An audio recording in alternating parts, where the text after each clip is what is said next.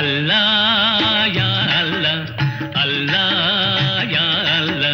మనిషి మనిషికి రకరకాలుగా నసీబు రాస్తావేమయ్యా, తమాష చూస్తావేమయ్యా.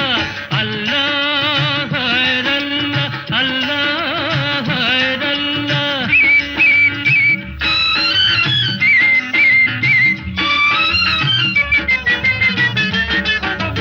ఒకటిని బుక్క పకీర్ను చేసి, ఒకటిని పక్క వజీర్ను చేసి తెరపై ఆడిస్తుంటావు,